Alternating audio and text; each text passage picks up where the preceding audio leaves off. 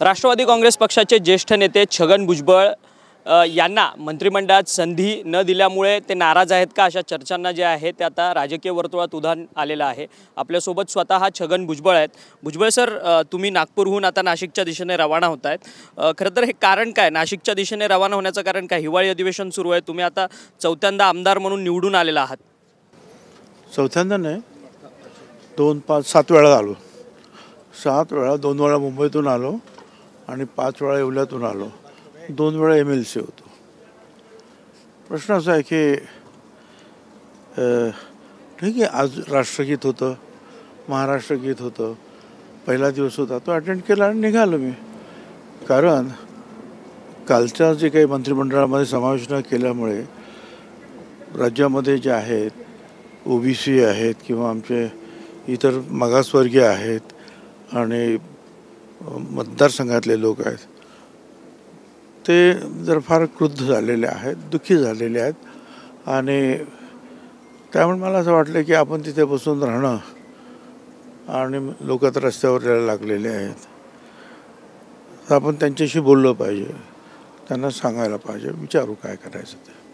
परंतु तुमचं मंत्रिपद कशामुळे कापलं असं तुम्हाला वाटतं? कारण की गेल्या काही दिवसांपासून तुम्ही OBCच्या संघर्षाकरता एक लढा उभा केलेला होता।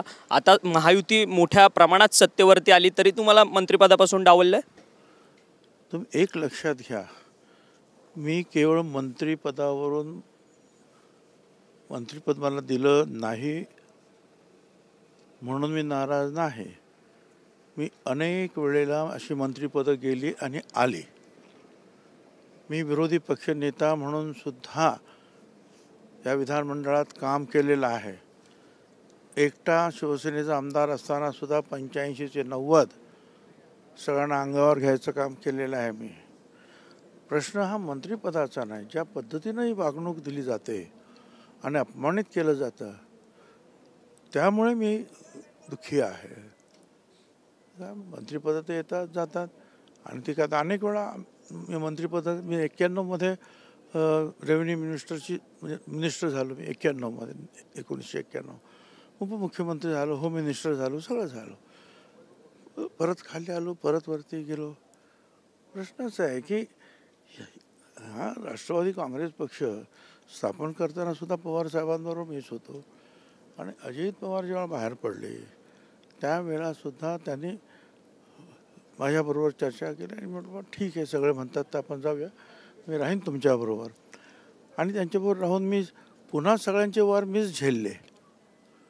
येवल्याला पवारसाहेबांची सभा झाली काय, किंवा आता निवडणुकीच्या वेळेला सुद्धा पवारसाहेबांची मीटिंग झाली, त्याच्यानंतर हे OBCचं जे काही लढा झाला हा एवढा मोठा, आणि बीडमध्ये आमदारांची घरं पेटवली गेली, अनेकांच्या प्रॉपर्टीज जाळल्या गेल्या, कोणी जायला मागे ना, कोणी निषेध करायला मागे ना, त्यावेळेला मी गेलो आणि मी जे पाहिलं ते भयान होतं।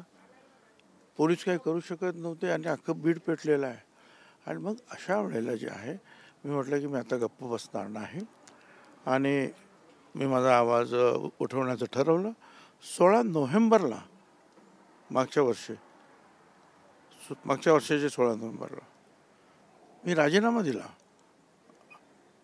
आणि अंबडला जे आहे OBC एल्गारच्या रॅलीसाठी रवाना झालो। आणि त्यावेळेस मी ठरवलं की मला मंत्रिपदाची पर्वा नाही, परंतु मागासवर्गीयांचे प्रश्न जर असतील आणि ते जर मी सोडू शकत नसेल तर मंत्रिपदावर राहून काय करायचं मग। परंतु मला तिथून अंबडला जात असताना अनेक फोन आले या सगळ्या उपमुख्यमंत्री मुख्यमंत्र्यांचे, किंवा तुम्ही याच्यावर काय, तुम्हाला जे काही बाकीच बोलायचं तर बोला, परंतु राजीनाम्याच्या बाबतीत काही बोलू नका। मी काय ते बोललो नाही। 2.5 महिनेपर्यंत सगळे मला बोलत होते, राजीनामा का नाही देत, तुम्ही कसे काय बोलता।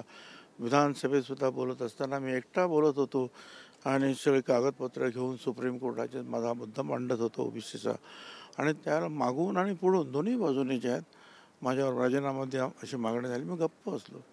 पण एका विशिष्ट प्रसंगी ज्या वेळेला अति झाला आणि काही आमदार अति माझ्या विरुद्ध काहीतरी बोलले, त्यावेळेला मी तो सांगितलं मी राजीनामा दिलेला आहे। तो प्रश्न राजीनामा दिला किंवा मंत्रिपद असणं नसण्याचा नाही, प्रश्न असा आहे की एक ज्येष्ठ मंत्री आता ह्या याच्यामध्ये सुद्धा मी सगळ्यात ज्येष्ठ आमदार आहे, सगळ्यात ज्येष्ठ आमदार आहे, ज्येष्ठ मंत्रीसुद्धा आहे. आणि मी काय नुसतं शोभेचं मंत्रिपद कधी स्वीकारलं नाही, नेहमीच ॲक्टिव्ह राहिलो, लढा देत राहिलो. आणि अशा वेळेला आज संपूर्ण ओबीसी समाज आज या महायुतीच्या पाठीमागे उभा राहिला, महायुतीच्या पाठीमागे उभा राहिला. आणि लाडकी बहीणसुद्धा उभी राहिली आणि एक प्रचंड बहुमत ह्या सगळ्यांना मिळालं. आणि आम्हाला तर वाटत होतं की राष्ट्रवादी काँग्रेस पक्षाचे 30पर्यंत तरी कसे तरी येतील, ते एकदम 41 आले. बाकीच्या दुसऱ्या 2 पक्षाचे सुद्धा बरेचसे निवडून आले. आणि मग काही कारण नव्हतं ना. ठीक आहे, मंत्रिमंडळ करत असताना जुने आणि नवीन यांचा मेळ घालूनच मंत्रिमंडळ करावं लागतं. हे आपले जुने झाले द्या फेकून, असं चालत नाही ना. त्यांनी मला 8 दिवसापूर्वी, तुम्हाला आठवतं आहे की मागच्या वेळेला म्हणजे 4-5 महिन्यापूर्वी ज्यावेळेला राज्यसभेच्या सीट्स खाली झाल्या, मी लोकसभेला मी उभा राहत नव्हतो, मला सांगितलं उभं राहा. मी नाशिकला तयारी केली, 1 महिन्यामध्ये मी खूप तयारी करून तयार झालो आणि असं वाटलं की आता मी नक्की जिंकणार. त्यावेळेलासुद्धा ऐन वेळेला यांनी चुप्पी साधली. 2 दिवस मी यांच्याकडे तिघेजण, प्रफुल्ल पटेल, अजित पवार आणि तटकरे, मला बोलून सांगायचे की नाही, तुम्हाला उभं राहिलंच पाहिजे. मोदी साहेबांचा निरोप आहे, अमित शहा साहेबांचा निरोप आहे आणि तुमचं एकट्याचं नाव त्याने दिलेलं आहे, तुम्ही तिकडं, आम्ही काय बोलू शकत नाही, तुम्हाला राहिलो. अरे म्हटलं ठीक आहे, राहिलो मी उभा. आणि उभं राहण्याचं ठरवलं आणि नंतर काही जाहीरच होईना.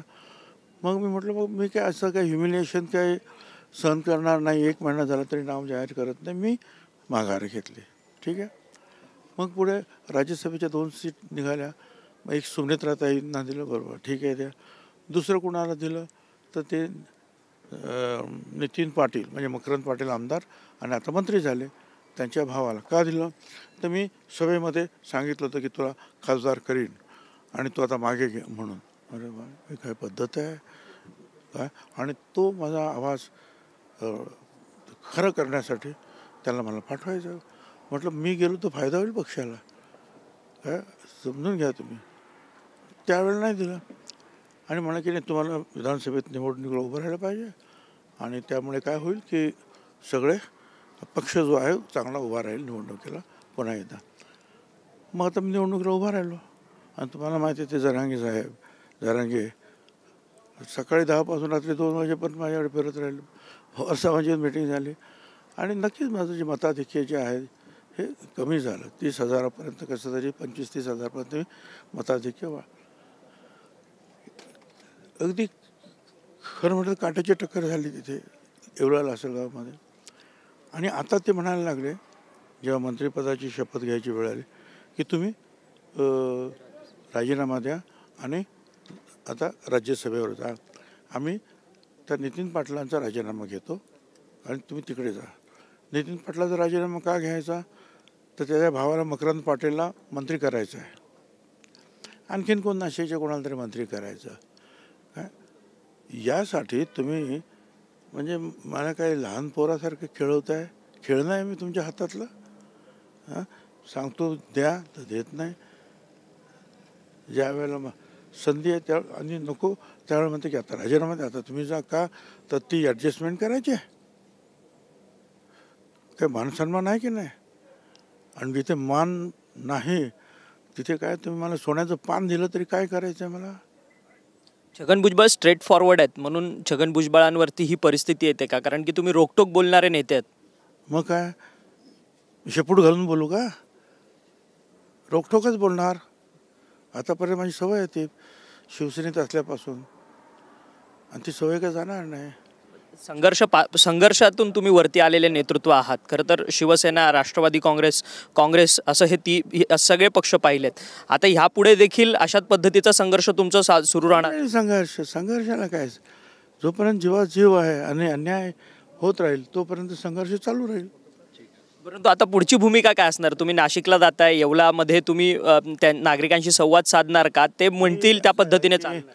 लासलगाव येवला माझे मतदारसंघ आहेत, मतदार आहेत, त्यांच्याशी मी बोलेन.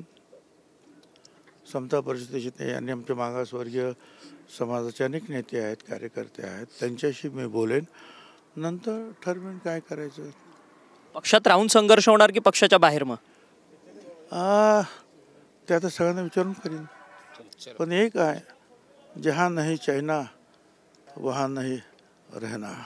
धन्यवाद भुजबळ साहेब, तुम्ही आमच्याशी बोललात. खरं तर छगन भुजबळ होते. आता नाशिककडे छगन भुजबळ जे आहेत ते रवाना झालेले आपल्याला पाहायला मिळतात आहेत. त्यांच्यासोबत त्यांचे कार्यकर्ते देखील आहेत. मोठ्या संख्येने छगन भुजबळ यांच्या स्वागताकरता नाशिकमध्ये देखील लोक जमणार आहेत. आणि खरं तर हा ओबीसींवरती अन्याय झाला आहे असं त्यांचं म्हणणं आहे. कारण की ज्या पद्धतीने संपूर्ण अनेक विधानसभा निवडणुका असतील, लोकसभा निवडणुकांमध्ये लढा जो आहे तो त्यांनी दिला होता, परंतु पक्षाने त्यांना योग्य पद्धतीने न्याय दिला नाही अशी जी खंत आहे त्यांनी आपल्याशी बोलताना व्यक्त केलेली आहे. व्हिडिओ जर्नलिस्ट सिद्धेश नाईकसह अक्षय मंकणी, TV9 मराठी, नागपूर.